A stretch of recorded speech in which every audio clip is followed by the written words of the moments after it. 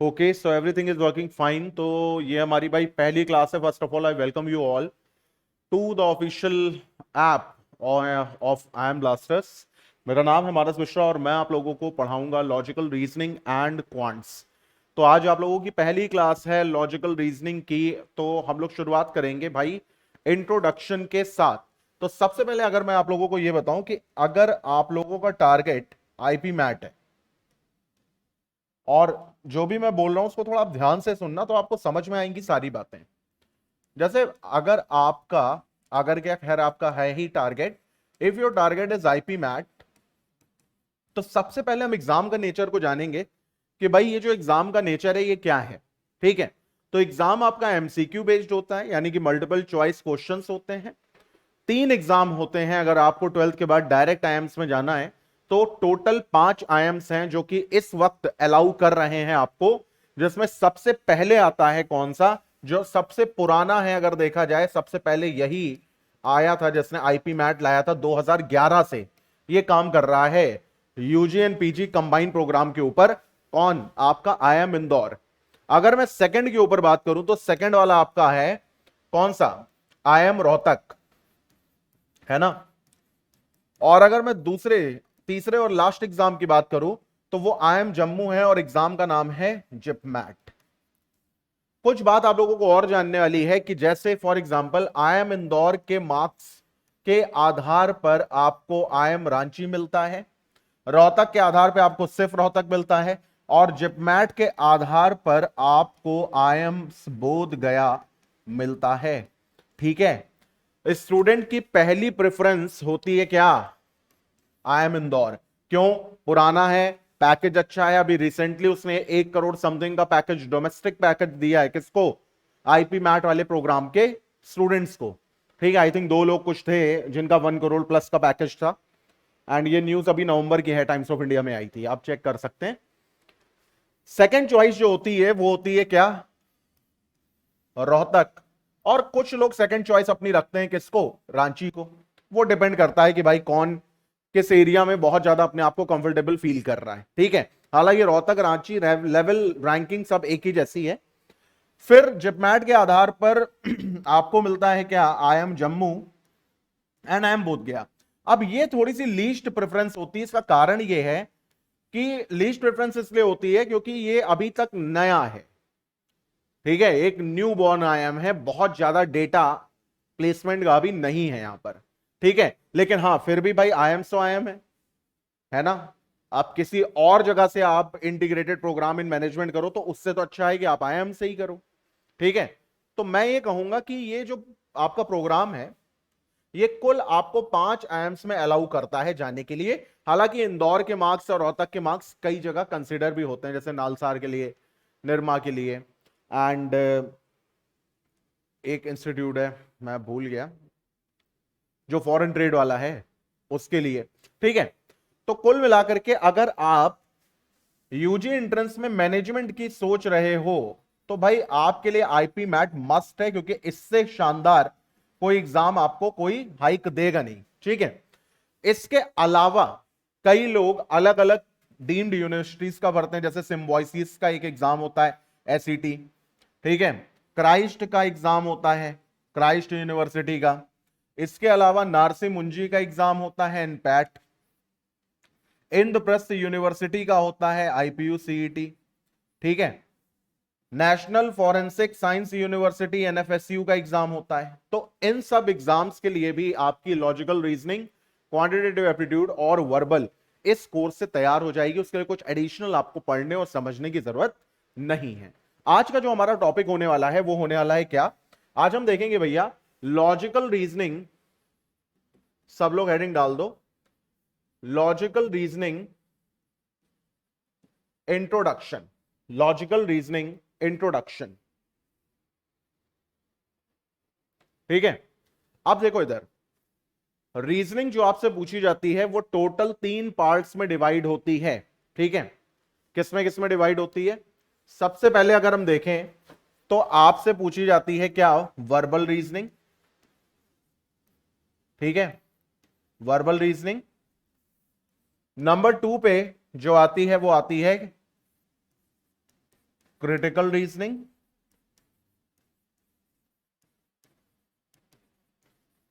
और नंबर 3 पर जो आती है वो होती है आपकी नॉन वर्बल रीजनिंग। मैं एक बात बताना भूल गया, ठीक है, वो क्या है कि अगर आप CUET के GT की प्रिपरेशन भी देख रहे हो तो वो भी आपके इस बैच से हो जाएगी, ठीक है। उसके लिए कुछ एडिशनल आपको कहीं और नहीं जाना पड़ेगा, सारी की सारी चीजें आपकी यहां से हो जाएंगी।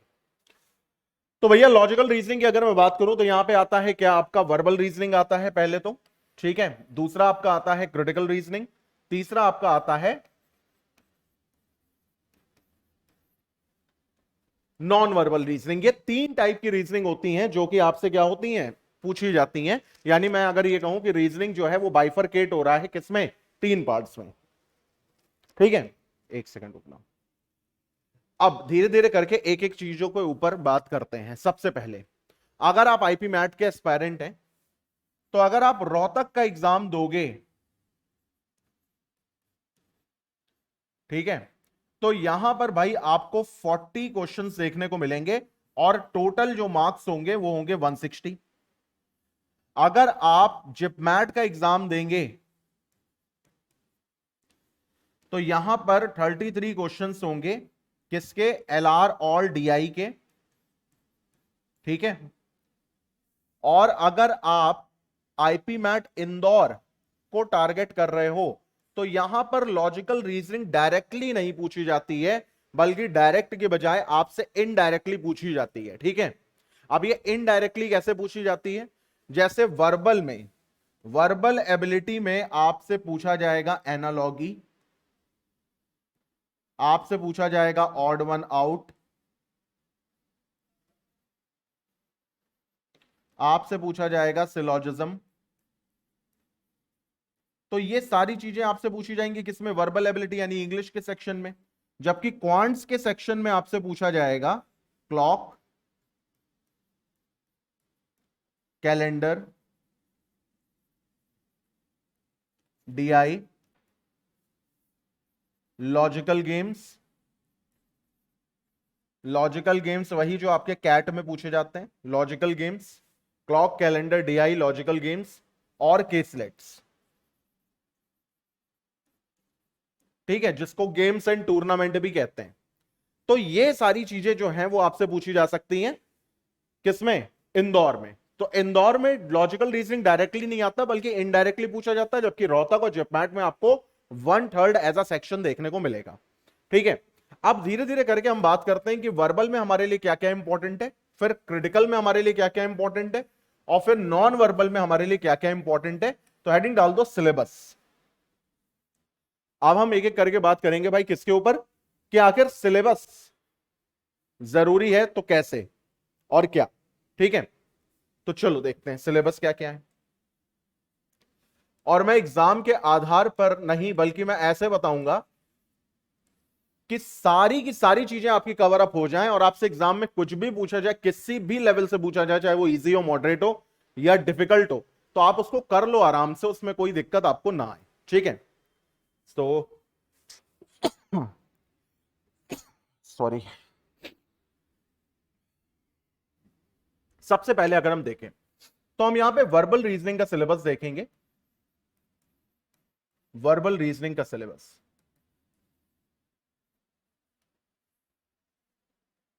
नाउ पॉइंट नंबर 1 2 3 करके लिखते रहते हैं, ठीक है।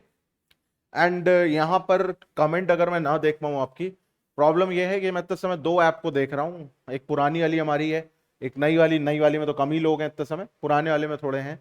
कोशिश करेंगे कि हम पुरानी वाली ऐप को हटा दें, उसको टेस्ट सीरीज की ऐप कर देंगे, और ये जो नई वाली ऐप है यही हमारी ऐप रहेगी, ठीक है।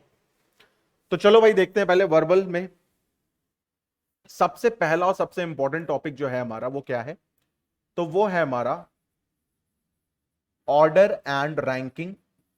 आपको पूरा सिलेबस लिखना है, ठीक है।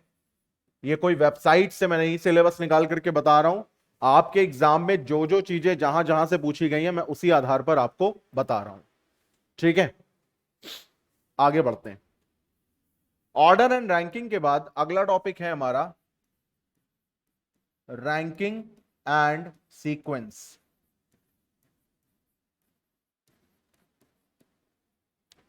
फिर नेक्स्ट इंपॉर्टेंट टॉपिक है हमारा सिलॉजिज्म। नोट्स बनाते रहना।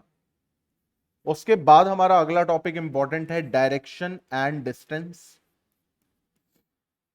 Direction and distance. पांचवा हमारा इंपॉर्टेंट टॉपिक है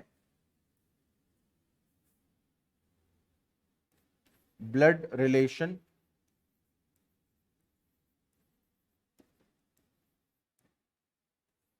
sixth,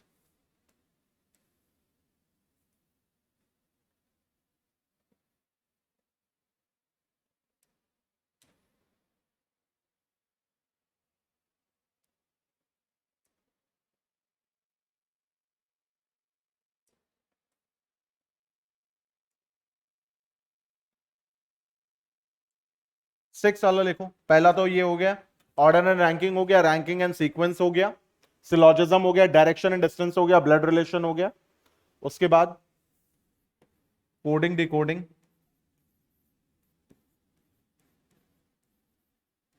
coding decoding,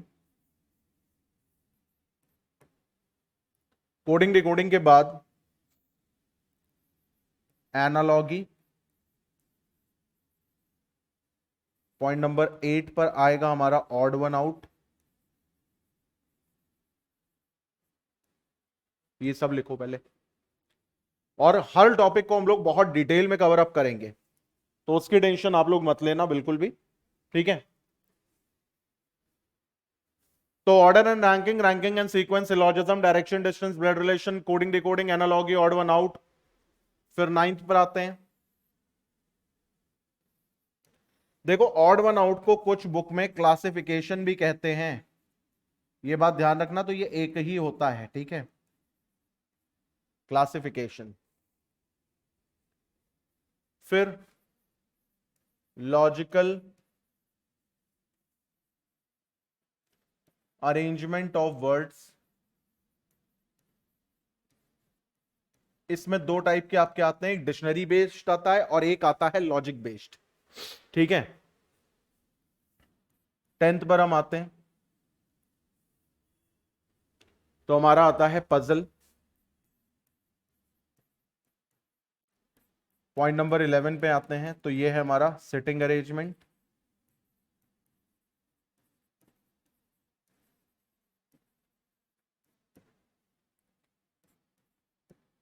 puzzles, sitting arrangement.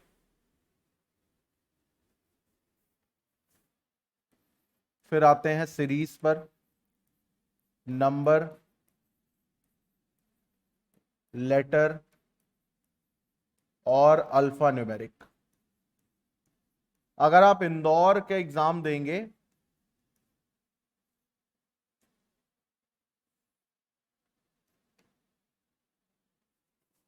अगर आप आईएम इंदौर का एग्जाम दे रहे हैं, तो अल्फा न्यूमेरिक आपसे कॉन्ट्स में पूछी जा सकती है, लेकिन वो है रीजनिंग का पार्ट।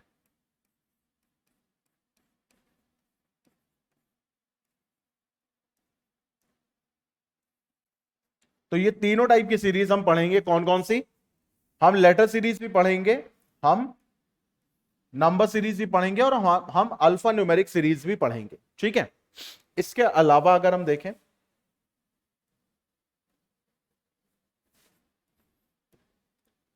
तो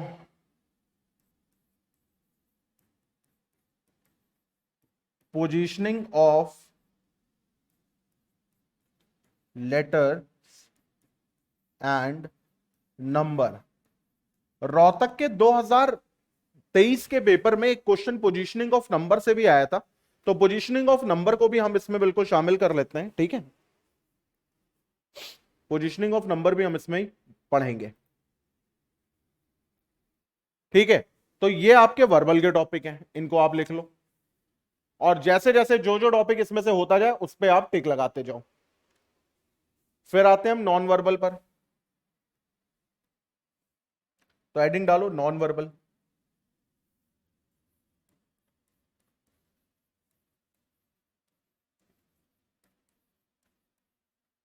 नॉन वर्बल रीजनिंग,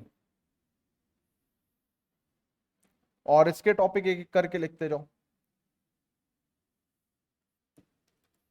पहला हम देखेंगे इमेजेस, कौन कौन सी, तो मिरर इमेज और वाटर इमेज। दूसरा हम देखेंगे यहां पर एम्बेडेड फिगर्स, बहुत इंपॉर्टेंट है, क्वेश्चन बनता ही बनता है। तीसरा हम देखेंगे यहां पर figure completion.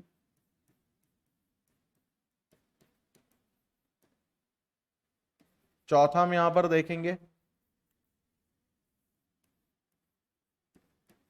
Paper cutting and folding. Fifth वाला हम देखेंगे डॉट सिचुएशंस। देखो डॉट सिचुएशन पर बहुत पहले एक बार क्वेश्चन पूछा गया था, उसके बाद से आज तक नहीं पूछा गया, तो हम कोशिश करेंगे कि डॉट सिचुएशन भी आपको बताते हैं, इजी होता है। ठीक है।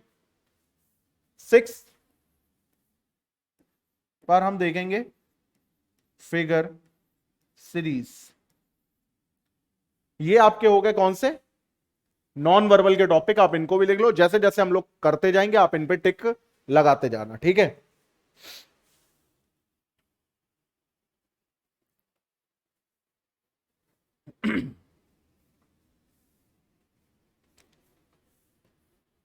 वर्बल में कुछ टॉपिक छूट गए हैं, उनको भी देख लो। एकदम से मेरे को याद आ गया यार कि वो भी इंपॉर्टेंट है, आते तो हैं। Clock, calendar,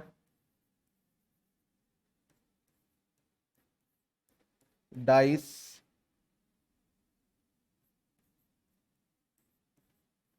cube and qubit. 2023 में क्यूब एंड क्यूबाइट से क्वेश्चन पूछे गए थे, चाहे नारसी मुंजी का एग्जाम हो चाहे सिम्बोयसिस का एग्जाम हो, क्यूब एंड क्यूबाइट से क्वेश्चन पूछे गए थे, तो ये भी थोड़ा सा इंपॉर्टेंट हो जाता है।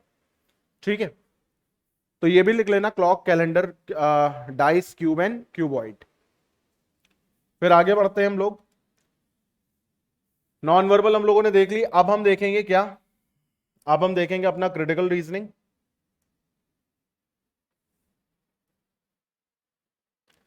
तो हेडिंग डालिए आखिरी पार्ट,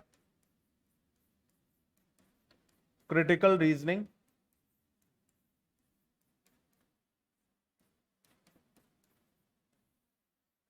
क्रिटिकल रीजनिंग,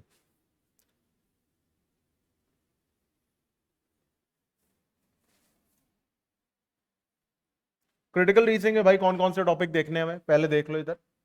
सबसे पहला हम देखेंगे statement and assumption. Statement and assumptions.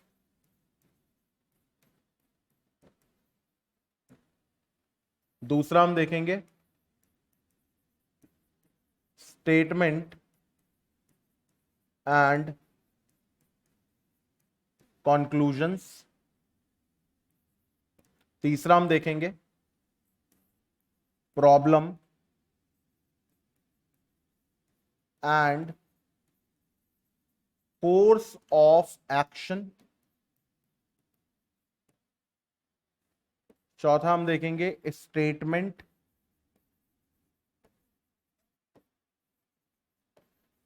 And arguments.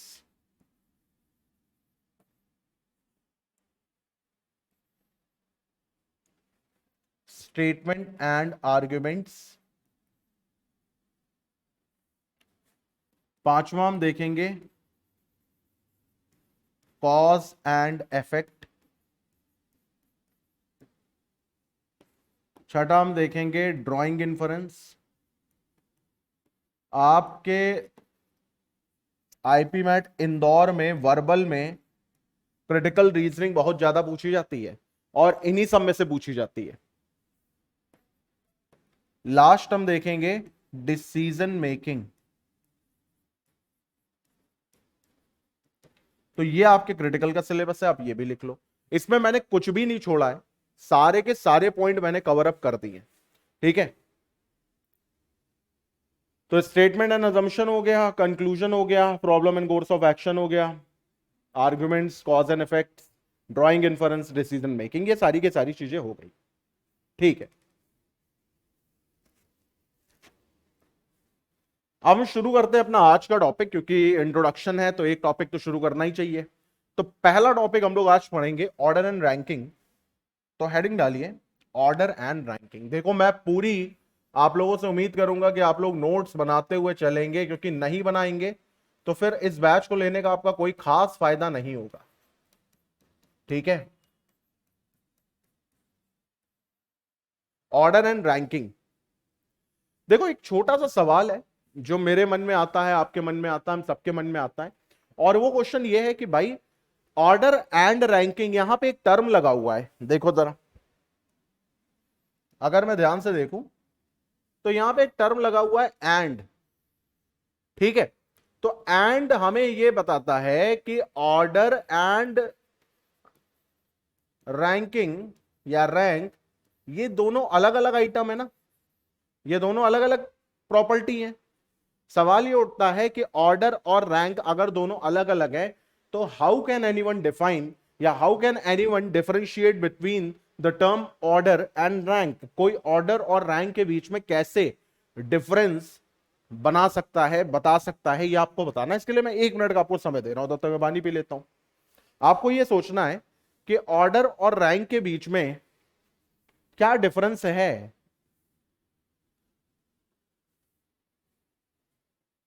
अब डजंट मैटर अगर आप रिकॉर्डिंग में भी देख रहे हैं तो उससे कोई फर्क नहीं पड़ता है, ठीक है, but you have to tell.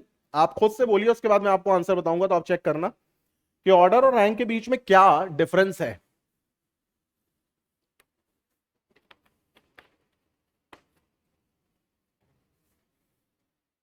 और एक छोटी सी कहानी या एक छोटा सा किस्सा मान लो, उसके साथ मैं शुरू करता हूं ताकि आपको ये समझ में आए। देखो दो दोस्त थे या दो लोग थे ऐसे मानो, और दोनों लोग गए एक मूवी देखने। एक का नाम था ए और एक का नाम था बी। अब ए ने क्या करा कि सीट नंबर सेकंड पे जाकर के वो बैठ गया, सीट नंबर 2 पे जाकर के वो बैठ गया। ठीक है, अब देखो इधर, आप जब मूवी हॉल गए होगे, आपने सिनेमा घर देखा होगा, थिएटर देखा होगा, तो आपने देखा होगा उसमें बैठने की जगह कुछ इस तरीके से होती है ना, ऐसे ऊपर से नीचे आते हैं।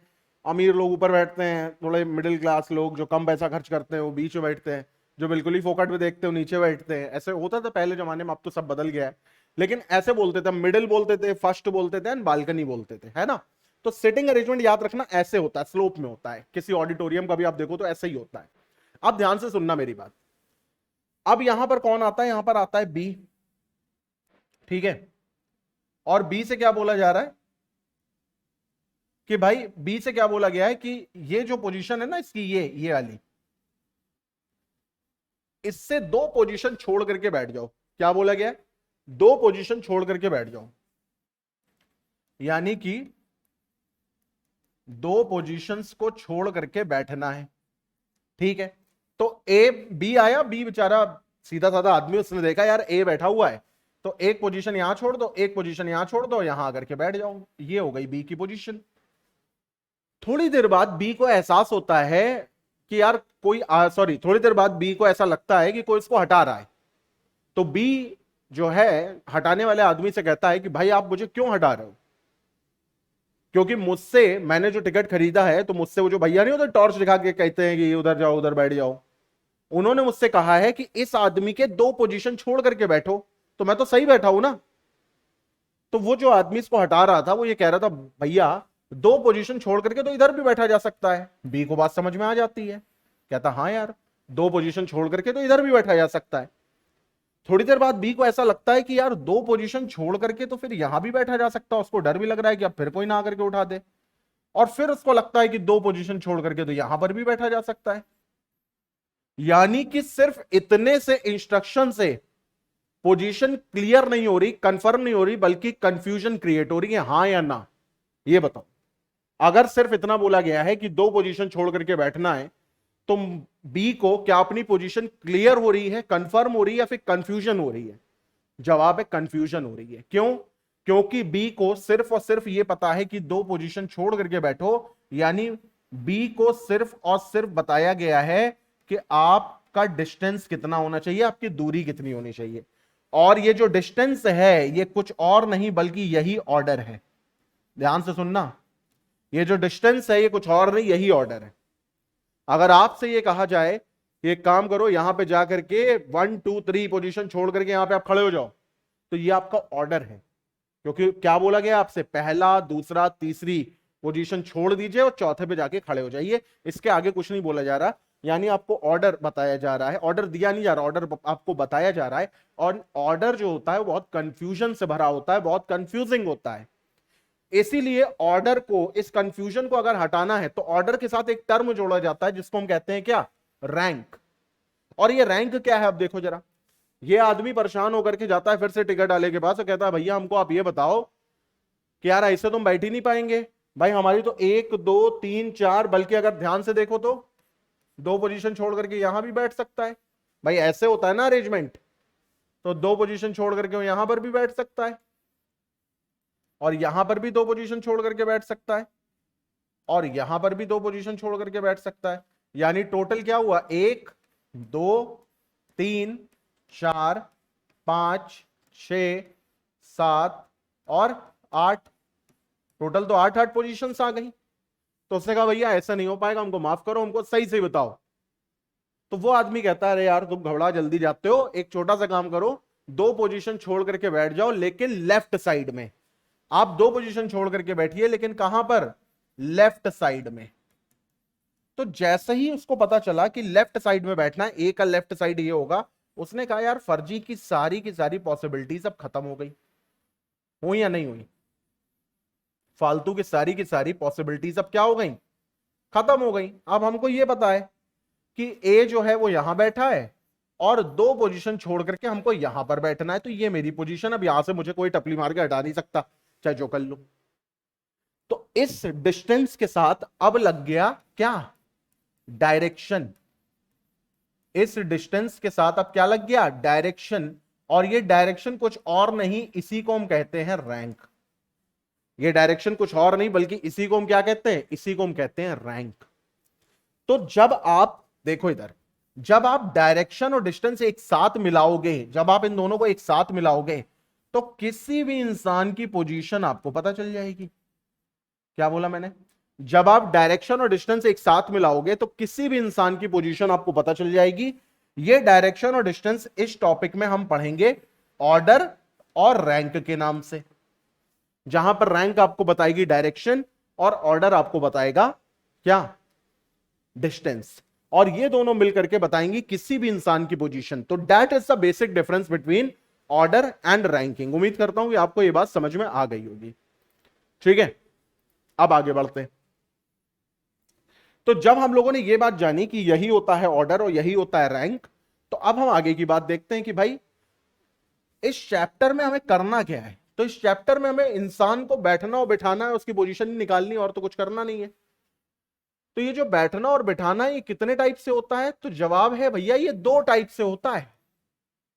पहला होता है आपका रो वाइज, पहला होता है रो वाइज और दूसरा होता है आपका कॉलम वाइज।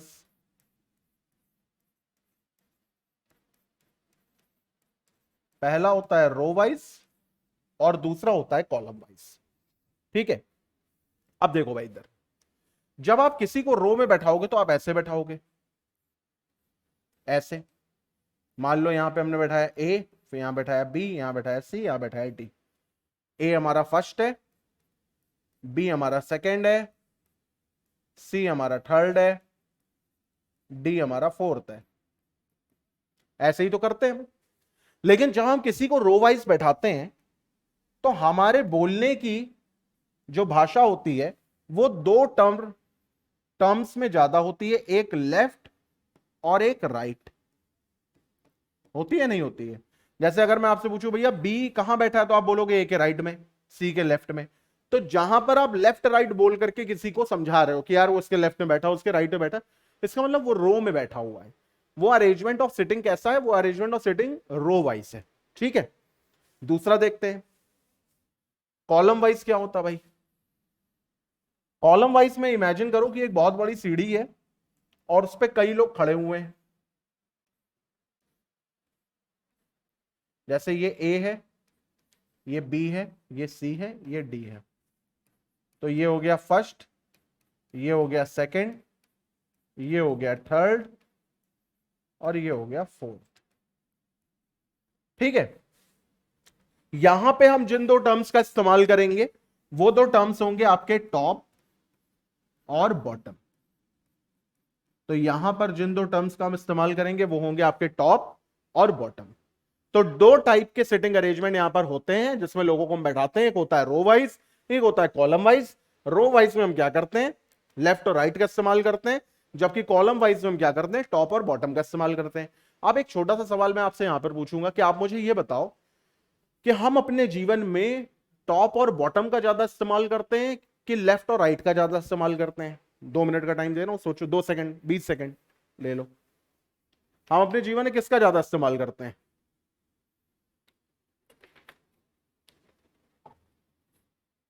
भाई जाहिर सी बात है, हम अपने जीवन में लेफ्ट और राइट का ही ज्यादा इस्तेमाल करते हैं।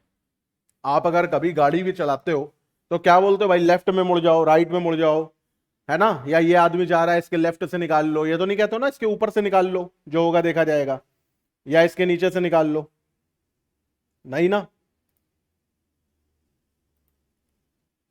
ठीक है, तो हम एक काम करेंगे, यहां पर हम कोशिश करेंगे कि हम कॉलम वाइज को कैसे कन्वर्ट कर दें, किसमें, रो वाइज में। तो चलो इसी का एक एग्जांपल लेते हैं। ठीक है, हम इसी कॉलम का एग्जांपल लेते हैं और एक काम करते हैं छोटा सा। क्या काम करेंगे, देखो इधर, हम इसको एंटी क्लॉकवाइज घुमा देंगे। कैसा घुमा देंगे भाई? हम इसको एंटी क्लॉकवाइज घुमा देंगे। और जब हम इसको एंटी क्लॉकवाइज घुमाएंगे तो ये ऐसे हो जाएगा, यहां पर ए आ जाएगा, यहां पर बी आ जाएगा, यहां पे सी आ जाएगा, यहां पे डी आ जाएगा। रैंकिंग सेम रहेगी, ये फर्स्ट पे था, ये सेकंड पे था, ये थर्ड पे था, ये फोर्थ पे था, है ना? रैंकिंग बिल्कुल सेम रहेगी, रैंकिंग में कोई इश्यू नहीं आएगा। अब ये जो ए था, ये हमारा कौन सा आदमी था भाई? तो हम बोलेंगे ये हमारा टॉप मोस्ट का आदमी था, ये सबसे ऊपर का आदमी था। और ये जो हमारा डी था, इसको हम बोलेंगे ये हमारा बॉटम मोस्ट का आदमी था, यानी ये सबसे नीचे का आदमी था, है ना? अब इसी ए के बारे में अगर हम बात करें तो हम ये बोलेंगे भाई ये हमारा लेफ्ट एंड पर बैठा हुआ आदमी है, लेफ्ट मोस्ट एंड पर। और ये जो डी है हमारा, ये राइट मोस्ट एंड पर बैठा हुआ आदमी है ना? ना ए के लेफ्ट में कोई है, ना डी के राइट में कोई है। तो अगर हम कॉलम को रो में कन्वर्ट करेंगे तो एक छोटा सा फंडा है, और बस वही फंडा सीखना है। वो क्या है, देखो इधर, वो फंडा ये है कि आपको टॉप को क्या मान लेना है, आपको टॉप को मान लेना है लेफ्ट। और देखो टॉप जो है वो लेफ्ट बन ही रहा है भाई, जो जो इंसान टॉप पे बैठा है। अगर मैं बोलूं ए की पोजीशन टॉप से फर्स्ट है, तो अब टॉप को हमने क्या मान लिया, लेफ्ट, तो मतलब रो में जब वो आएगा तो उसकी पोजीशन लेफ्ट से फर्स्ट हो जाएगी। और जो बॉटम है उसको हमें क्या मानना है, उसको हमें मानना है राइट, बस। जैसे मान लो मैंने कहा कि भाई in a row of girls, in a row of girls Smriti is 14th from bottom. तो अगर मुझे इसको रो में कन्वर्ट करना है तो कैसे बोलेंगे, in a row of girls Smriti is 14th from the right end. Bottom को राइट मान लो और टॉप को लेफ्ट मान लो, बस इतना कर लो, इतना लिख लो एक बार आप, क्योंकि ये इंपॉर्टेंट है थोड़ा सा। उसके बाद मैं आपको बताता हूं। देखो सारी चीजें हम लोग कॉन्सेप्चुअली समझेंगे, रटने रटाने का काम नहीं। सिर्फ कैलेंडर में कुछ चीजें हैं, वो अब मैं आपसे हाथ जोड़ के कहूंगा रट लो, क्योंकि उसको समझाने पे आएंगे तो टाइम बहुत जाएगा। बाकी पूरी रीजनिंग के जितने टॉपिक लिखवाएं इसमें कुछ भी रटना नहीं है, कुछ भी। सिमिलरली मैथ्स में अगर मैं आप लोगों को ट्रिग्नोमेट्री भी पढ़ाऊंगा, अगर मैं आप लोगों को मेंसुरेशन 2D और 3D भी बताऊंगा, तो मैं आपको 3 चीजें बताऊंगा। ऑप्शन एलिमिनेशन के साथ कैसे करेंगे, ट्रिक कैसे लगाएंगे इसमें, और कॉन्सेप्ट क्या है। तीनों में से जो आपको सही लगे वो आप ले सकते हो, ठीक है? तो चलो लिख लो इसको कि टॉप को लेफ्ट कहते हैं, बॉटम को राइट कहते हैं।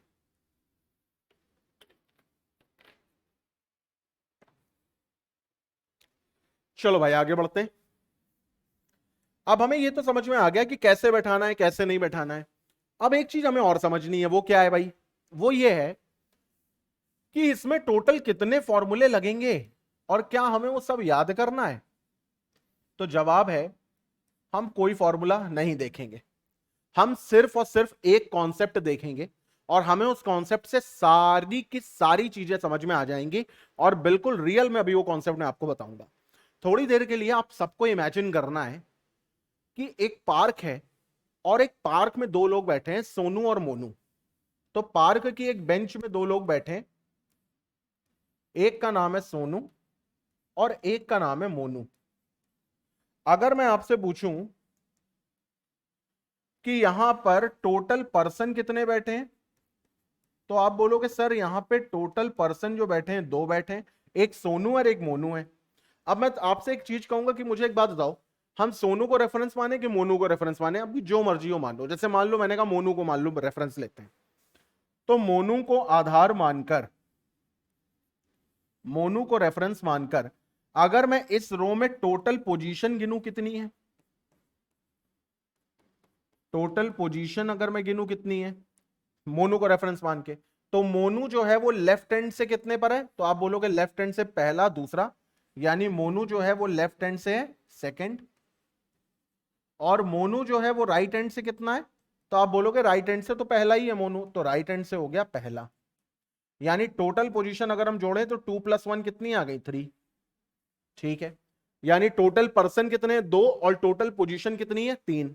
ठीक है, अगर हम सोनू को चलो आधार मान लें, अगर हम सोनू को आधार मान लें, सोनू को आधार मान करके अगर हम टोटल पोजीशन निकालें, तो सोनू लेफ्ट हैंड से कौन से पोजीशन पर है?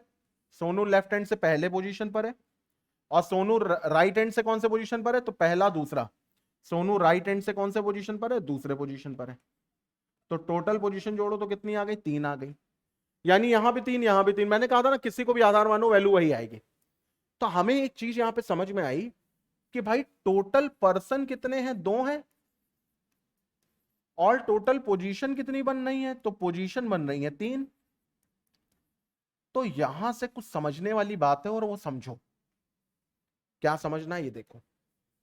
पहली बात, और ये लिखो, position is always greater than person. Note बना करके लिखो, कोई शॉर्टकट मत मारना।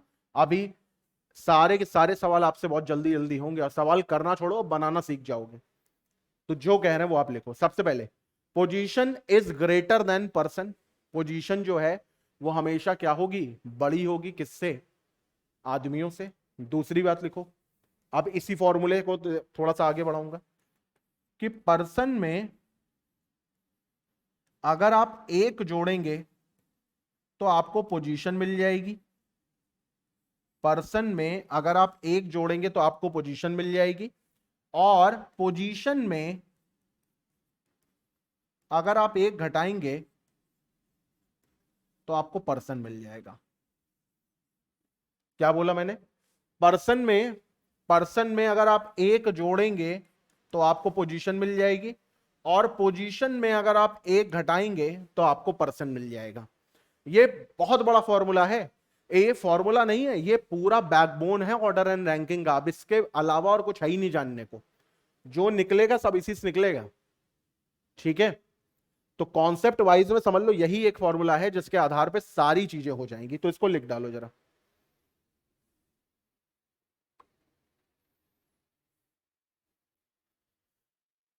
क्लासेस का मैं आपको बता दूं तो क्लासेस आपकी 1 से 2 चलेगी डेली। ठीक है, डेली मतलब Monday to Sunday. Last week तबीयत सही नहीं थी इसलिए आपका क्लासेस में ले नहीं पाया। 1 PM से 2 PM। ठीक है, और ये आपकी चलेगी मंडे से लेकर के सैटरडे तक। अभी आपकी एलआर चलेगी, फिर आपकी क्वांट्स चलेगी, और आपकी इंग्लिश चलेगी सितंबर से। अभी अगस्त चल रहा है ना, 27 अगस्त। आज 27 है तो 28 कल से ऑफिशियली हम लोग शुरू कर देंगे। तो 28, 29 और फिर 30 रक्षाबंधन है, शायद उस दिन क्लास ना हो पाए। 30 या 31 जिस दिन भी होगा उस दिन नहीं हो पाएगी। तो इस वीक आपकी पूरी जो चलेगी वो एलआर चलेगी, एलआर और क्वांट चलेगी। ठीक है, ये दोनों मैं पढ़ाऊंगा, अभी निशान सर अवेलेबल नहीं है, वो सितंबर से अवेलेबल होंगे, तो वो सितंबर से फिर आपको वर्बल पढ़ाएंगे। टाइम उनका अगर वो ये लेना चाहेंगे तो ये ले लेंगे, और ना वो 11 बजे लेना चाहेंगे सुबह के तो 11 बजे ले लेंगे। ठीक है, चलो भाई आगे बढ़ते हैं। तो हमें ये चीज समझ में आ गई। अब एक और एग्जांपल से जरा इसको चेक करते हैं। मान लो यहां पे 6 लोग बैठे हैं टोटल, एक बैठा है ए, एक बैठा है बी, एक बैठा है सी, एक बैठा है डी, एक बैठा है ई, एक बैठा है एफ। तो टोटल पर्सन कितने हो गए भाई? टोटल पर्सन हो गए 6, और टोटल पोजीशंस कितनी हो गई? 7 होनी चाहिए ना। अभी हम चेक कर लेते हैं टोटल पोजीशन कितनी होनी चाहिए। चलो किसी एक को बेस मान लो, हम सी को मान लेते हैं। ठीक है, तो सी की पोजीशन लेफ्ट हैंड से कितनी है? 1 2 3। सी की पोजीशन राइट हैंड से कितनी है? 1 2 3 4। टोटल जोड़ो कितना आ गया? 7, यानी ये आ गया 7। ठीक है, तो यहां तक हम लोगों ने देखा आज। पहली बात तो सिलेबस का इंट्रोडक्शन किया, दूसरी बात हम लोगों ने अपना एक टॉपिक शुरू करा ऑर्डर रैंकिंग, जिससे मैंने आपको बताया कि what is the basic difference between an order and a rank. दूसरी बात, ऑर्डर और रैंकिंग में हमें करना क्या होता है? लोगों को बैठाना होता है। 2 टाइप से बैठाते हैं, एक रो वाइज, एक कॉलम वाइज। फिर दूसरी बात क्या थी? तीसरी बात कि भाई इसमें जो कॉन्सेप्ट लग रहा है वो हिडन कॉन्सेप्ट है क्या? तो हिडन कॉन्सेप्ट मैंने आपको बताया कि person is always less than position. ठीक है, हाँ। और दूसरा कि अगर आप पर्सन में एक जोड़ देंगे तो पोजीशन मिल जाएगी, और अगर आप पोजीशन में एक घटा देंगे तो आपको पर्सन मिल जाएगा। ये बातें हम लोगों ने सीखी। इसी के साथ समय हम लोगों का आज खत्म हो गया। आज पहली क्लास से थोड़ा सा नई ऐप है, तो ट्रेनिंग, टेक्निकल ग्लिच, इन सबको ओवरकम करते करते 10-5 मिनट हो गया, इसलिए 1:10 पे आज क्लास शुरू हुई थी। नॉर्मली कल से आपकी क्लास 1 बजे शुरू हो जाएगी। 1 से 2 हम लोग मिलेंगे हफ्ते के 6 दिन। एंड मोस्ट प्रोबेबली आने वाले दिनों में जैसे जैसे इस कोर्स में एनरोलमेंट बढ़ेगा, संडे संडे हम लोग डाउट रखेंगे, या फिर हम लोग रखेंगे चाहे तो 1-on-1 काउंसलिंग रख लेंगे। किसी को कोई प्रॉब्लम है तो वो फोन करके बात कर सकता है, या फिर हम लोग रखेंगे वीकली टेस्ट। तो ये 3 चीजें रखेंगे संडे संडे। ठीक है, संडे छुट्टी नहीं होगी। छुट्टी होगी कब? जब आपका सिलेक्शन हो जाएगा तब। ठीक, तो इसी के साथ आज की क्लास और आज की बात हम लोग बंद करते हैं। ये वीडियो आपको यूट्यूब पर भी देखने को मिलेगा। जब तक ऑर्डर रैंकिंग चल रहा है ये वीडियो यूट्यूब पर भी जाएगा, उसके बाद से यूट्यूब पे जाना बंद हो जाएगा। तो thank you for giving me your time. God bless you all. Bye, take care, have a nice day.